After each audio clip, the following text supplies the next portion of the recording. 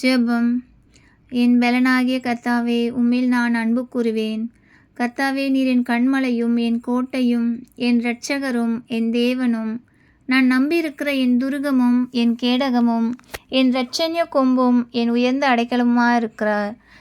துதிக்கு பாத்திரராகிய கர்த்தரை நான் நோக்கி கூப்பிடுவேன். என் சத்துருக்களுக்கு என்னை அவர் நீங்களாக்கி இரட்சிப்பார். எனக்கு உண்டான நெருக்கத்திலே கர்த்தரை நோக்கி கூப்பிட்டு நான் என் தேவனை நோக்கி அபயமிட்டேன்.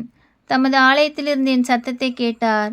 என் கூப்பிடுதல் அவர் சந்நிதியில் போய் அவர் செவிகளிலே ஏறிற்று.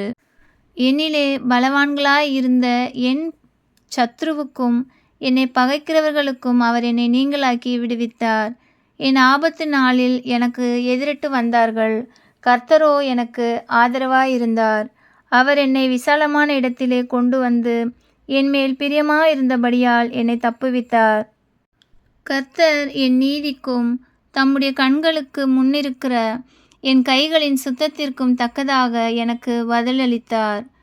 தயவுள்ளவனுக்கு நீர் தயவுள்ளவராகவும் உத்தமனுக்கு நீர் உத்தமராகவும் விளங்குகிறீர். புனிதனுக்கு நீர் புனிதராகவும் மாறுபாடு உள்ளவர்களுக்கு நீர் மாறுபாடு உள்ளவருமாக தோன்றுகிற தேவன். தேவரீர் சிறுமைப்பட்ட ஜனத்தை நீர் இரட்சிப்பீராக. மேட்டிமையான கண்களை நீர் தாழ்த்துவீராக. தேவரீர் என் விளக்கை ஏற்றுவீராக. என் தேவனாகிய கர்த்தாவே, என் இருளை வெளிச்சமாக்குவீராக. தேவனுடைய வழி உத்தமமானது என்று நான் அறிந்திருக்கிறேன். அப்பா, உம்முடைய வசனம் புடமிடப்பட்டது.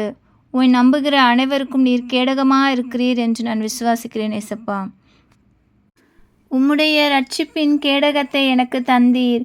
உம்முடைய வலதுகரம் என்னை தாங்கிற்று. உம்முடைய காருண்யம் என்னை பெரியவனாக்கிற்று. ஆண்டவரே, என் கால்கள் வலுவாத படிக்கு நான் நடக்கிற வழியை நீர் அகலமாக்கினீர். என் சத்துருக்களை பின்தொடர்ந்து அவர்களை நான் பிடிப்பேன். அவர்களை நிர்மூலமாக்கும் வரைக்கும் நான் திரும்பேன். கர்த்தர் ஜீவன் உள்ளவர். என் கன்மலையானவர் துதிக்கப்படுவாராக. என் இரட்சிப்பின் தேவன் உயர்ந்திருப்பாராக. ஆமேன்.